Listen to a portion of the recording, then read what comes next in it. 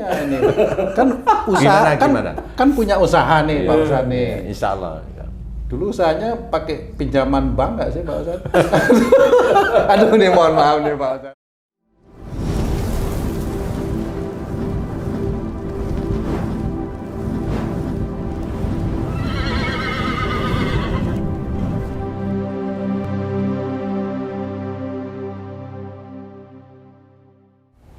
Bismillahirrahmanirrahim. Assalamualaikum warahmatullahi wabarakatuh. Waalaikumsalam warahmatullahi wabarakatuh. Para pemirsa dan sahabat beriman dimanapun berada, alhamdulillah kita jumpa lagi di Ustadz Danu Official Channel. Apa kabar semua? Semoga kita senantiasa selalu dalam lindungan Allah Subhanahu wa Ta'ala. Amin, amin ya rabbal alamin. Sahabat beriman, kali ini kita akan ngaji lagi bersama guru kita. Nanti kita akan mohon pencerahannya, mudah-mudahan bisa meningkatkan keimanan dan ketakwaan kita kepada Allah Subhanahu wa Ta'ala. Assalamualaikum Pak Ustadz. Waalaikumsalam warahmatullahi wabarakatuh. Assalamualaikum Bang Haji. Waalaikumsalam Pak Dun. Alhamdulillah. Pak Ustadz, kali ini ada satu kasus nih Pak Ustadz yang ingin kami tanyakan dan nanti mohon pencerahannya mengenai apa itu namanya pinjaman itu loh Pak Ustadz. Jadi sekarang itu kan pinjaman sangat mudah sekali, bahkan tanpa anggunan katanya. Saya belum pernah ya Pak, tapi saya dapat cerita dari beberapa teman itu yang sampai teman itu sampai ketagihan gitu Pak Ustadz, ketagihan dan akhirnya utangnya banyak, tidak bisa bayar. Nah, seperti itu kasusnya Pak Ustadz. Nah, itu kalau menurut syariat bagaimana seperti itu Pak Ustadz? Mohon pencerahannya Pak Ustadz. Iya, bismillahirrahmanirrahim. Assalamualaikum warahmatullahi wabarakatuh. Waalaikumsalam warahmatullahi wabarakatuh. Amin ya rabbal alamin. Alhamdulillah, memang yang marak dan kemudian kurang disetujui oleh pemerintah kecuali yang legal itu kan pinjaman online itu. Memang pinjaman online itu menjaring orang-orang yang minjam itu nggak harus ke kantor, ke bank, kemudian disuruh ngisi tetek bengek itu kan aturannya itu ini itu ada anggunan dan sebagainya di mana-mana kan seperti itu. Jadi pinjaman online itu memang dipergunakan untuk menjaring orang-orang yang nafsunya itu besar, nafsu untuk menginginkan sesuatu itu besar. Jadi ingin beli sesuatu yang memang itu bukan kesehariannya yang dia butuhkan. Biasanya seperti itu. Dan orang rata-rata termasuk saudara-saudara kita muslim itu rata-rata ya begitu itu.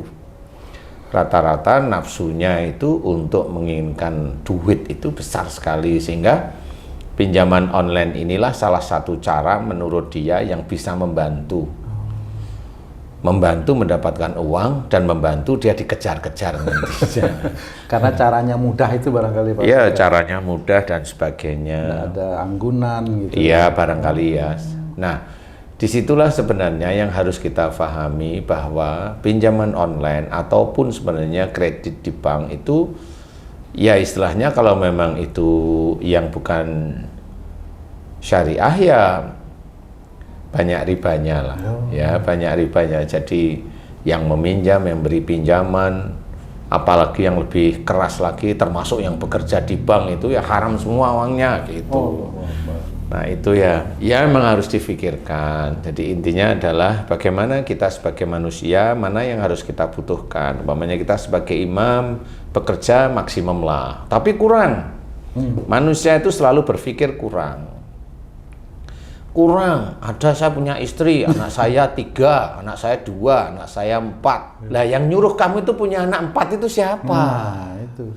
Kan begitu kalau pertanyaan kita itu mau diskusi, yang nyuruh kamu itu anak 4 itu siapa? Kan gitu. Loh itu katanya anak itu rezeki lah, kan dia akhirnya membolak-balikkan fakta dia. Katanya rezeki tapi anak 4 pinjem. Kan gitu ya. Jadi janganlah menjadi orang munafik dengan omongan-omongan seperti itu. Kalau umpamanya mau dilindungi oleh Allah Ta'ala agar kita itu tidak terjerumus ke dalam pinjaman atau pinjaman online, ya dekati Allah Ta'ala yang kita itu senantiasa banyak para pendakwah itu bercerita katanya Allah itu maha memberi rezeki, kan gitu ya. Dekatilah Allah dengan apa? Dengan perintah-perintah Allah, ya. Jangan hanya cuma baca ayat ini nanti rezekimu lancar. Nggak ada. Selama rezeki lancar, kalau nggak ada ikhtiar nggak bisa. Ya, harus ada ikhtiar, dan ikhtiarnya itu pun harus lurus. Ya, tidak bisa ikhtiar itu ngawur aja, kan nggak bisa. Ya. Nah, kenapa kita harus dekat kepada Allah Ta'ala? Bukan berarti kita itu baru sholat kepada Allah Ta'ala tertib itu baru 2 bulan, 3 bulan, setengah tahun sudah minta kepada Allah Ta'ala. Itu rezeki itu ngalahin sama orang-orang yang ada di Forbes. Ya kan nggak bisa kayak gitu itu. Nggak bisa. Nah, loh kan saya nggak ke situ. Maksud saya itu keinginan yang menggebu, keinginan kuat terhadap uang itu mbok ya direm. Bekerjalah dengan apa yang bisa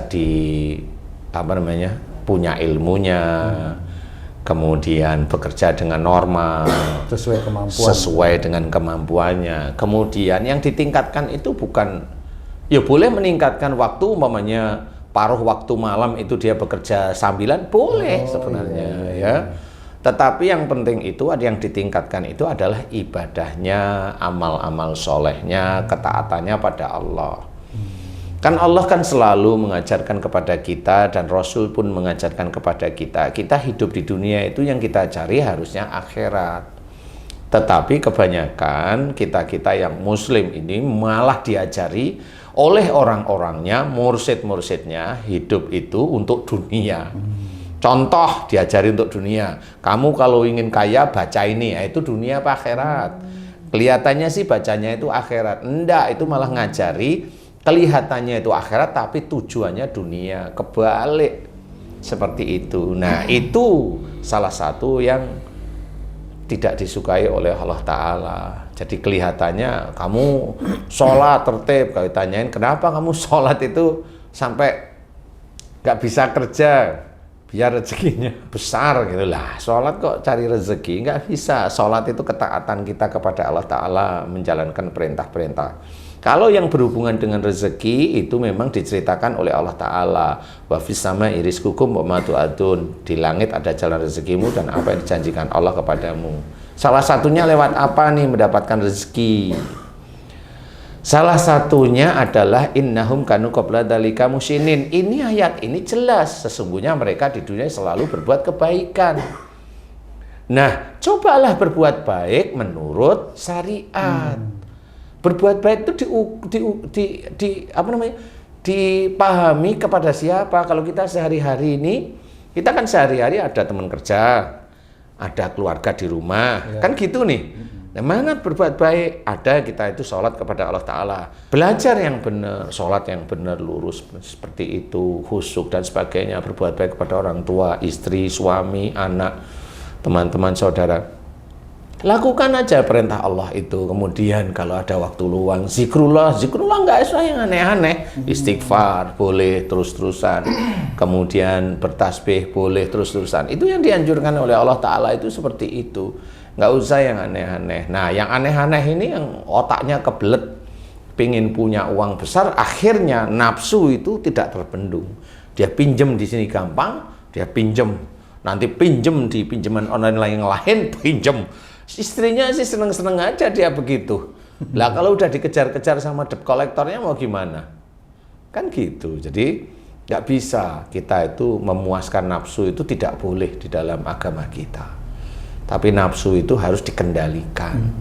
Cara mengendalikan adalah dekatkan diri kita kepada Allah Ta'ala dengan tulus, dengan ikhlas.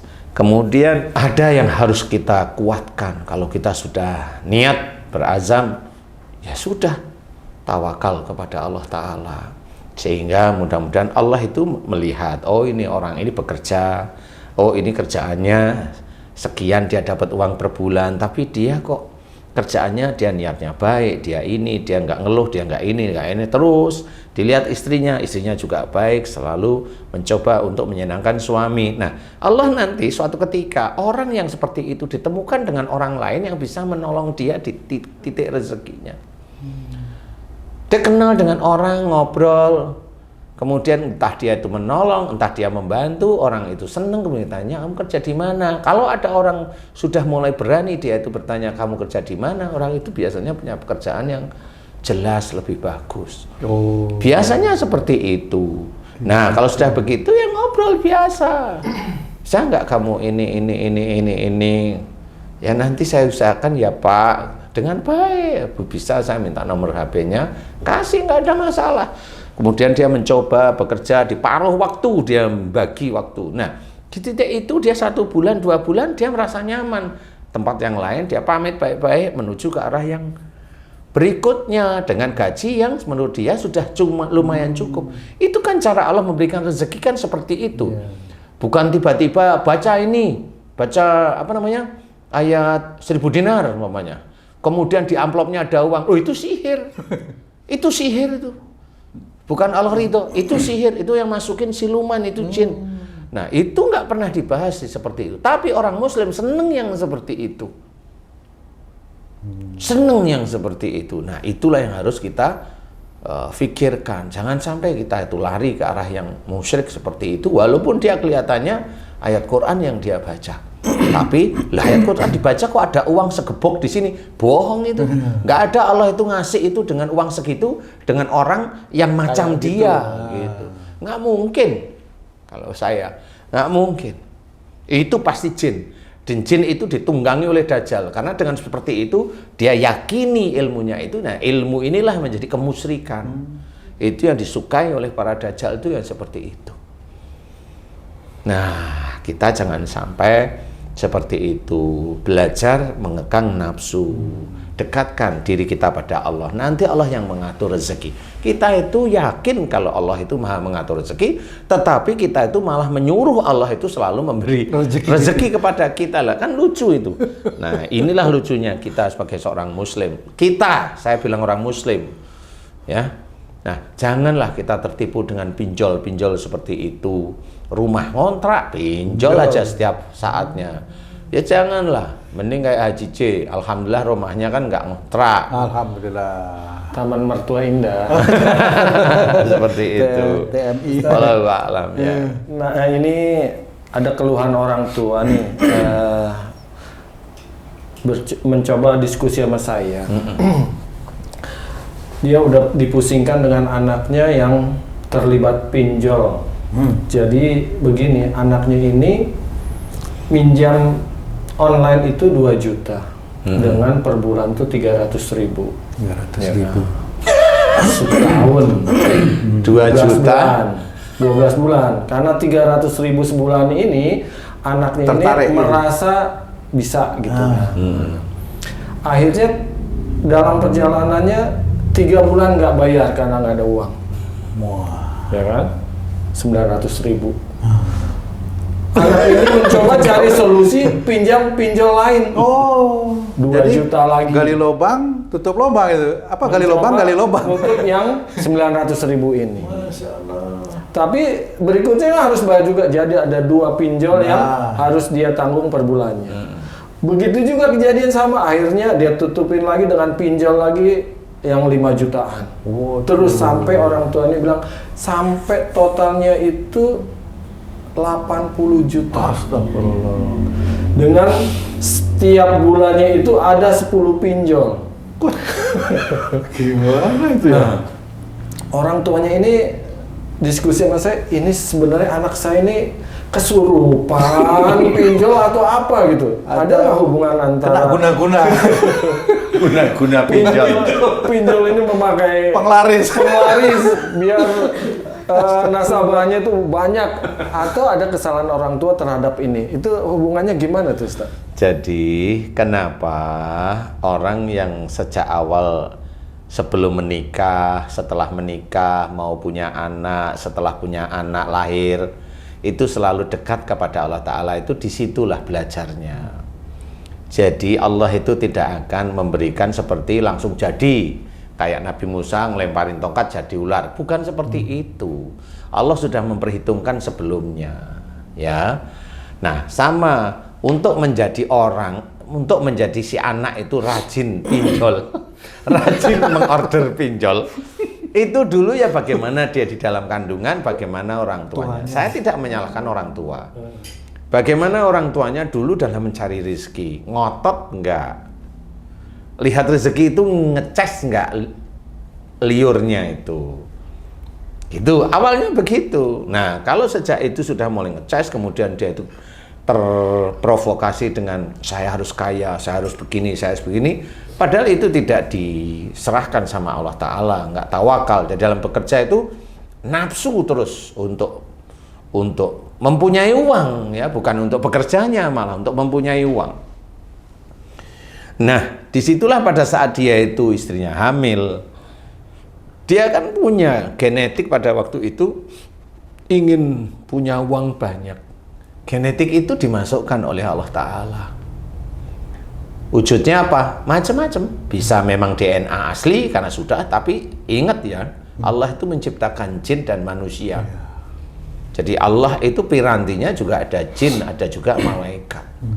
Nah, jin itu akan masuk ke dalam janin jika orang tuanya tersebut melakukan kesalahan-kesalahan keluar dari syariat. Kalau dia nafsu ingin punya harta yang besar tanpa ada Allahnya, selesai. Dia pasti akan menurunkan para jin itu pada janin di kandungan istrinya. Sama seperti itu. Kenapa orang yang emosional, anaknya juga malah lebih emosional? Itu ya karena itu salah satunya. Yang orang bilang turunan. Iya, turunan lah. Jadi bukan cuma ilmu nasab aja, genetik nasab ya begitu. Turun ya. juga. Turun juga ke anaknya. Nah, inilah yang akhirnya mencetak anak itu anak yang kelihatan bagus, baik, ini sehari-hari lucu. Tapi gede kan nggak ngerti. Ya kan, taunya itu kalau masuk surga itu hanya sholat. Padahal yang pinjol pinjaman online itu dia sendiri minjem ya sholat barangkali. Saya nggak tahu orang tuanya sholat nggak? Sholat. Anaknya katanya gimana? Ya, nggak tahu ya, tapi orang tuanya gitu. Tapi orang tuanya tertib nggak sholatnya. Nah, di situ bukan berarti orang tuanya salah mutlak, enggak. Tetap seperti itu. Genetik itu banyak. Nggak cuma sholat saja. Ada orang yang rajin sholat, ngaji, males. Ada yang orang yang males sholat, apalagi ngaji, kan gitu ya. Nah, inilah yang akan menjadikan anak yang besok dilahirkan itu menjadi ujian bagi orang tua itu yang itu. Jadi orang tuanya itu sudah mencetak anaknya itu sejak sebelum dia itu menikah. Kalau si orang tuanya dulu itu berani dengan orang tuanya lagi, ya anaknya nanti dia akan berani dengan orang tuanya. Resiko kalau punya anak cewek itu yang berani dengan orang tuanya, resiko memang dia sulit mendapatkan jodoh. Nah, orang tuanya nggak ngerti yang begitu-begitu. Ya, itulah salah satunya dasar orang tua bilang, kenapa anak saya itu kok berani sama saya ya? Saya udah ketawa yang begitu itu. Iya serius lah, emang ini anaknya siapa? Anak saya. Nggak akan keluar dari garis-garis genetik seperti Kalau itu. nggak seperti ayahnya, Seperti ibunya. Tapi bisa aja seperti tetangganya juga bisa aja. anak tetangga. Ah, iya memang betul. Nah, disitulah sebenarnya kesalahan itu memang ada si anak karena dia sudah akil balik, tetapi karakternya tetap ada orang tua dan itunya. Jadi si anak ini juga sama. Dia pengen sekali untuk seneng umpamanya, pengen sekali untuk begini. Nah, itulah karena nafsu. Bagaimana dulu orang tuanya itu untuk mengejar sesuatu itu ada nafsu, keinginan nafsu. Inilah yang menjadi ujian sehingga anaknya lahir yang hobinya minjam online. Nah, itu ya kalau salah ya salah anaknya. Kalau agak salah orang tuanya juga. Kan urutan. Makanya ku anfusakum wa alikum naro itu bukan berarti orang itu harus mengajarkan dia agama. Enggak cuma itu. Dia ngajarkan agama itu paling apa sih? Sholat, baca Quran. Iya. Iya nggak sih? Puasa lah. Tambah apa lagi? Sunnah lah. Tambah apa lagi? Hormati orang tua. Nah, pada saat kita itu sebagai orang tua mau bilang hormati orang tuamu, tapi kita masih ingat dulu itu kita sama orang tua kita nggak hormati, kan lucu jadinya. Iya ya. Lah kan begitu. Coba kamu mau bilang gimana Tung? Hormati orang tuamu. Iya. Iya. Gimana tuh? Kalau mama anakmu bilang mamanya, papa juga nggak ini sama nenek mamanya. Paling sering itu memang. Lah, terus kamu mau jawab apa gimana? Nah, kalau sekarang jawabannya, waduh maafin papa ya. Nah, Papa itu juga bagus, harus mohon ya. ampun sama nenek. Itulah yang Saat ketemu sama orang seperti itu, dia berani sama orang tuanya, tapi dia menasihatin anaknya jangan berani sama dia. Saya bilang, kenapa bisa begitu? Iya, maksudnya ya jangan seperti saya gitu katanya. Sadar dia berarti. Berarti Ya, selama boleh. ini sadar Nah, orang-orang iya. itu. Tapi ya bukan orang-orang itu, maksudnya kamu jangan kita. nggak boleh. Kami, ya, kami. kami lah. Jadi intinya seperti itu. Harus hati-hati karena memang itu tidak bisa ngawur dalam menganalisa. Jadi pinjaman online itu mau dia pakai pelet kayak penglaris kayak nggak tahu saya. Tapi intinya itu menarik sih sebenarnya. Pak Ustadz, Ya. Pak Ustadz kan punya usaha tuh, usaha gede Insya Allah. juga kan. Ya. Pak Ustadz pakai pinjol gitu. Atau minjem uang di bank nggak? Kalau pinjol itu cuman menengah ke bawah, nggak menengah lah, bawah lah, kelas bawah. Kan nggak tahu kita Ji, makanya ini kan usaha Gimana? kan punya usaha nih Pak Ustadz nih. Insya Allah. Dulu usahanya pakai pinjaman bank nggak sih Pak Ustadz? Aduh nih mohon maaf nih Pak Ustadz. Ya sudah nggak apa-apa. Ya ini untuk belajar yang lain. Ya. Alhamdulillah memang alhamdulillah usaha saya memang tidak pinjam. Oh, Alhamdulillah diizinkan oleh Allah Ta'ala untuk tidak pinjam. dapat dari mana Pak Ustadz? Warisan aja. Warisan apaan? Ya, warisan itu ada yang sudah dibagi, tapi kan berapa sih ya? Ya alhamdulillah sudah dibagi gitu loh. Tapi alhamdulillah ya nggak pinjam. Gimana gitu. itu awal mulanya sampai usahanya bisa milik apa namanya itu besar seperti itu Pak Ustadz itu kan juga kita perlu belajar ya Ji, kira-kira ya walaupun kita udah pensiun. Jadi memang Waktunya nggak nututi. jadi alhamdulillah memang sejak dulu kan saya diizinkan tahu bahwa yang memberi jalan rezeki itu Allah. Jadi dan banyak dari ayat-ayat Quran itu ya harus yakin bahwa Allah yang maha memberi rezeki. Kita hidup di dunia itu hanya mengerjakan di dunia yang niatnya harus lillahi ta'ala. Nah dari situlah insya Allah siapapun orangnya, khususnya yang muslim, dekatkan diri kita kepada Allah Ta'ala. Contoh umpamanya, saya dulu ijazah saya sipil, tapi sipil saya itu nggak saya pakai. Kenapa nggak kerja di kontraktor kan banyak juga bisa. Ya, karena di titik itu saya alhamdulillah dikasih petunjuk oleh Allah Ta'ala bahwa kerja di kontraktor kayaknya nggak cocok bagi saya. Tak cocoknya di mana tuh Pak Ustadz? Saya terlalu pandai untuk kerja di kontraktor. Jadi saya tahu langsung gimana cara nyuri sesuatu di situ. Berarti Pak Ustadz nggak disenangi sama yang lain.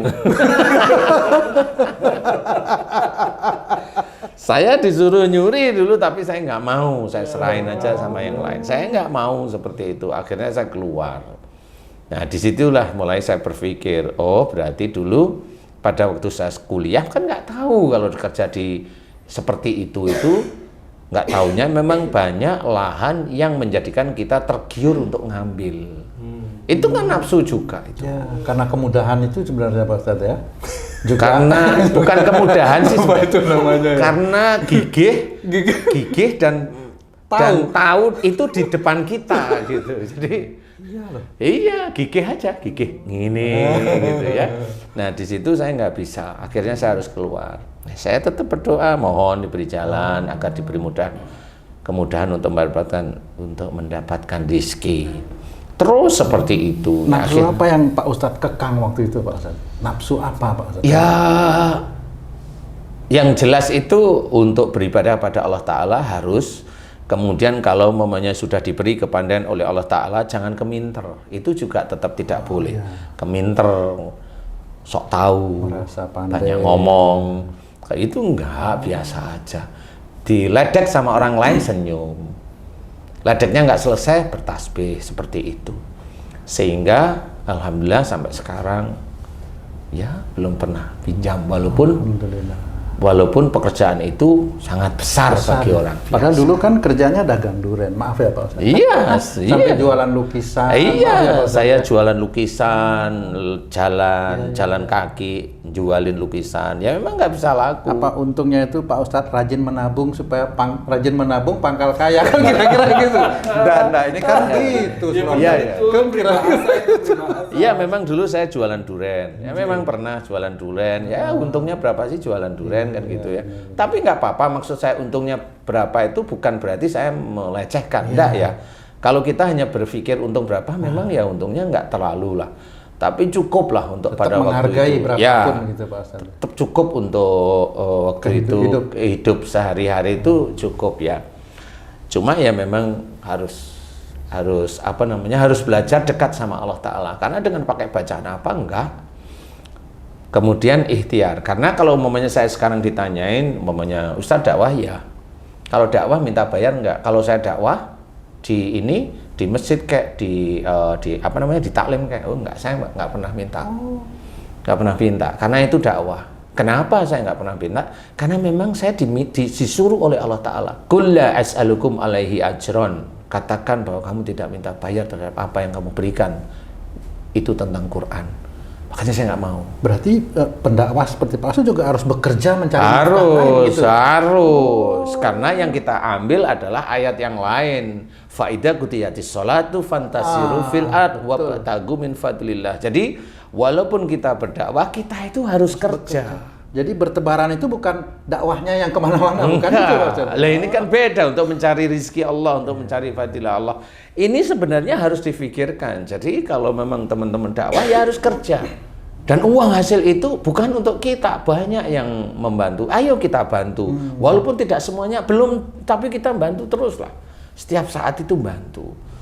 Itu harus ada di jalan Allah. Jadi nanti ditanyain, jangan cuma kita itu cerita di dakwah bahwa uang yang nanti itu akan menjadi apa namanya, yang akan menemani kita itu uang yang kita sedekahkan pada orang lain. Iya betul. Uang yang kita makan akan jadi kotoran. Betul. Uang yang kita tinggal akan jadi rebutan anak-anak. Iya betul. Warisan maksudnya.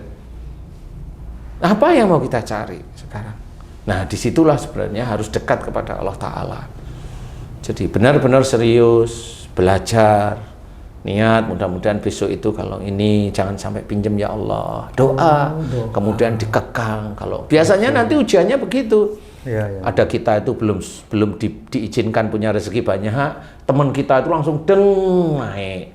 Nah itu pasti itu namanya hati itu ada iri, ada iri sebenarnya. Nah, terus ada yang nawarin pinjaman kan kira-kira gitu. Biasanya bank-bank itu kan gitu Pak Ustadz, nawarin. Iya. Pak Ustadz ditawarin juga. Tawarin. Nggak jengkel banknya itu. Ya jengkel. Jengkel banknya nggak pernah saya tanggapin. Ini Pak Ustadz, ini enggak seperti itu. Enggak aja saya. Saya juga sering Ustadz ditelepon disuruh pinjam, dikasih pinjaman. Saya bilang enggak. Kena pensiun. Karena nggak bisa bayar bulan. Tapi memang begitu, makanya harus. Jadi ya alhamdulillah sampai sekarang Allah belum mengizinkan, atau Allah sampai sekarang ini tidak mengizinkan saya berhutang. Jadi makanya ya alhamdulillah agak lebih tenang aja saya, ya walaupun itu butuhnya ya besar sekali ya, tapi ya alhamdulillah enggak lah. Alhamdulillah. Kadang-kadang yang kecil aja bikin pusing. Dulu saya juga pernah berutang. Tapi banyak. Ya, makanya harus hati-hati. Kenapa dalam salah satu firman Allah itu diceritakan, kerjakan akhiratmu, dunia akan mengikuti. Nah, itu sebenarnya. Jadi banyak orang muslim itu tahu ayat itu atau tidak tahu sama sekali. Yang tahu ayat itu malah mengerjakan, malah menyuruh baca surat ini, baca surat ini ayat sekian sampai sekian. Bukan begitu caranya. Ada yang mengartikan Ustaz, kerjakan akhiratmu, dunia ikut. Dia sholat terus nggak kerja. Nah, ya kan sama. Padahal dalam Quran kan disuruh ikhtiar juga. Kan begitu. Banyak yang Kerjakan akhirat itu ada 6.000 lebih ayat. Itu dah. Itu loh kuncinya, bukan sholat. Ya sholat itu diceritakan juga agar kita mengerjakan. Iya kan, bersedekah itu juga dianjurkan oleh Allah Ta'ala. Tetapi bukan itu-itu aja. Nanti kalau mau dikasih kaya, pinjem dari pinjaman online, disedekahkan lah, habis ya. Udah nggak ikut menikmati, dikejar-kejar sama itunya. Nah ya nggak bisa seperti itu. Nah inilah yang harus kita waspadai. Jangan pinjaman demi pinjaman itu nafsu. Itulah setan yang mengkilik-kitik kita itu agar pinjam. kadang-kadang setan itu lewat istri kita. Oh, bisa ya Pak Ustadz? Oh, bisa. Bisa lewat anak nggak itu Pak? Bisa. Berarti semakin banyak anak, semakin banyak kira-kira Kilik-kilik setan gitu. Iya, kan bisa. ngeri itu ya. Nah, cuma kalau memang kan beda nih. Iya. Kalau umpamanya istri itu butuh kan kita tanya untuk apa? Kan jelas tuh jawabannya. Untuk makan, Pak. Oh iya, sudah. Untuk apa? Untuk bikin rumah di sono lo kan itu kan beda ya. Atau udah 6 hari nggak ganti nih gitu. Jilbabnya. Iya, jadi setan itu menggelitik kita itu lewat macam-macam dari segala arah. Jadi itu harus seperti itu. Saya aja kalau sampai di rumah itu mamanya, saya kan di Jakarta, di Jogja mamanya. Itu kan saya nggak tahu sama istri saya itu dibeliin ini, beliin. Saya itu ngomong beli aja, Mbok yang masak di rumah. Anak saya yang nomor 1 bilang, Pak, ini baru hari ini loh Bapak datang itu begini. Akhirnya ya sudah. Penghormatan, bentuk penghormatan. Iya. Tapi memang oh ya sudah. Biasanya sayur mulu Pak. Oh ya sudah. Ya boleh. Tambah lagi, kayaknya lebih baik Ustadz pulangnya tiap hari. Itu yang nggak mungkin. Enggak, yang ngomong gitu siapa? Saya tanya dulu. Saya mau tanyain. Oh, nggak tahu. Iya, jadi itulah yang harus kita kerjakan. Keinginan punya uang banyak itu nafsu, itu harus kita tekan. Jangan, kita juga harus melihat apa yang harus kita kerjakan. Bukan persoalan ikhtiar dunianya, tapi yang kita kerjakan kepada Allah, itu kuncinya. Yang kita kerjakan pada Allah itu termasuk umpamanya kalau kamu diajak, difitnah nih tuh, kamu mau apa? Kamu pasti balas. Kalau enggak jengkel aja, kan gitu. Manusia. Nah, kalau bisa pada waktu kamu difitnah, kamu dijelek-jelekin di ini, bertasbihlah pada Allah. Itu yang kamu kerjain kepada Allah pada saat kamu itu difitnah. Padahal itu sendiri berbuat baik. Yang mitnah adalah saudaramu sendiri muslim, nggak usah dilawan. Kan begitu. Apalagi yang ngasih nasihat itu orang tuamu loh. Kok kamu ngasih nasihat kok kamu lawan?